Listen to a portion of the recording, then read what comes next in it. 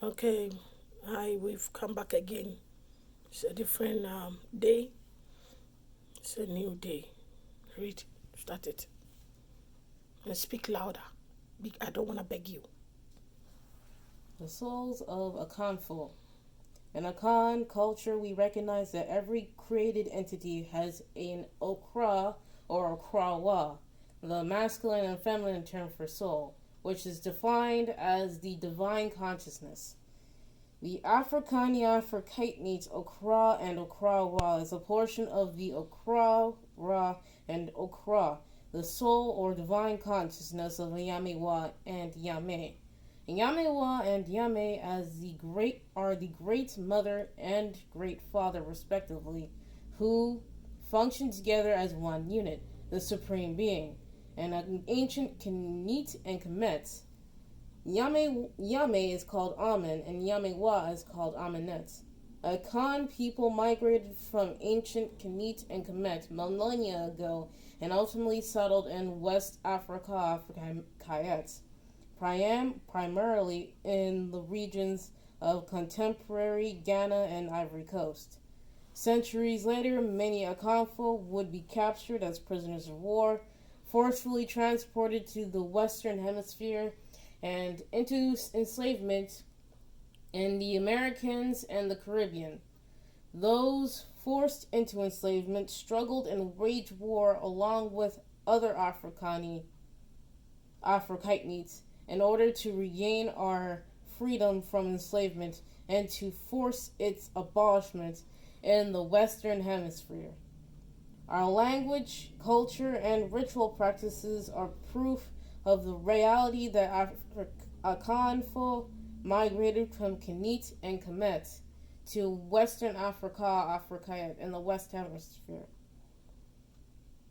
The soul or divine consciousness is called Ka and Kayet in the language of ancient Kenit and Kemet.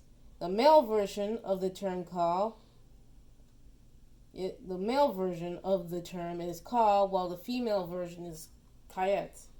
As the ancient Akanfo migrated from ancient Kenit and Kemet over 2,000 years ago, we continue to use the same root term to refer to the soul and variations of the term. Thus, in the Akan language, also called the Chi language, the masculine term for soul is kraa, often contracted to kraa. The feminine term for soul is krawa, often contracted to krawa or kraa. In the Chi or Akan language, the suffix which feminizes nouns is written variously as ba, bia, wa, double A, or A.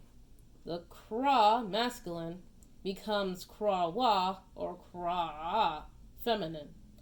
These terms are very often written with the O prefix, okra or okraa. The O prefix in the Akan language often shows that the term is a noun. For example, the general term for deity, bosom, is often written obosom. The plural is abosom. The term for buff adder, a kind of snake, is nyanka, often written as Onyanka. Often, when the O prefix is dropped, the word changes from being a noun to a verb. For example, Oko means a battle, a fight. Oko means battle or fight. When the O is dropped, the noun Oku meaning a fight or fight. It's a verb. When battle it become it's okun means a noun. Kun means fight. Verb. The root, however, is ku. The same is true of the kraa or okra. The root is kraa. Kara. The root kraa, meaning soul, is the same root term from Kemet, meaning soul, ka. See the entries from the Natoru dictionary left and the tree language on the right. In both languages, the ka/kayet or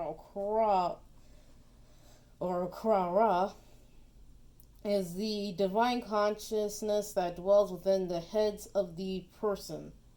It is important to note that this consciousness is not merely awareness, but an actual entity.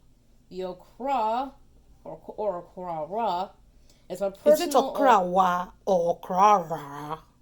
Let me see the word. Where is it? Okra is like your name, Ata and Ata. This is okra and okra. Okay. Don't say okra anymore because it's annoying. All right. It's like your name. Your brother's name, Ata, is 1 A. And your name is Ata. It's 2 A's. It's the same thing. Okra and okra. The okra and okra is a personal obosom, a personal deity that guides the Afrikaite individuals throughout his or her life. In Akan, the divine spirit forces in creation operating through and animating the sun, moon, earth, rivers, ocean, fire, mountains, the atmosphere, and more are all children of Yamewa Yame. These goddesses and gods, children of the great god and great goddess, are called abosom and are the embodiments of divine order and creation. They function as the divine organs within the great divine body of the supreme being, Yamewa Yame. Akan people ritually invoke the abosom in order to harmonize ourselves with creation. We invoked our okra and our okra, our personal bosom, for guidance to every aspect of our lives, to obtain answers, gain insights, and more, just as we invoked other abosom of creation. During life, the ka or kayet or okra is often experienced as a fundamental level as the pull in your head that is constantly urging you towards living in harmony with Yame wa Yame. Hold on. Divine order. Good. So, what is in your head region that is always telling you to do the right thing?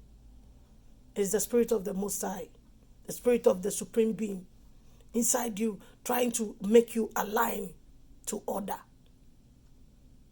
You know, to do the right thing is to be in order. To not to do the right thing and always doing what is wrong is disorder. So those who are doing whatever they like and looking up and down and seeing that people are not watching and they're doing whatever they like, you are lying to yourself. Because the whole entire spirits are watching you. You can hide in a room. There is no privacy in the spiritual world. All entities are watching you. And all these deities are watching you. All your ancestors are watching you.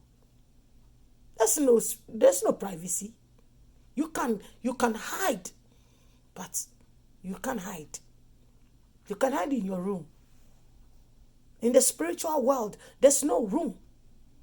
The entire earth is open. So those that are fooling around thinking they are hiding and they can do whatever they like, if the entire spiritual realm is watching you, including all the deities.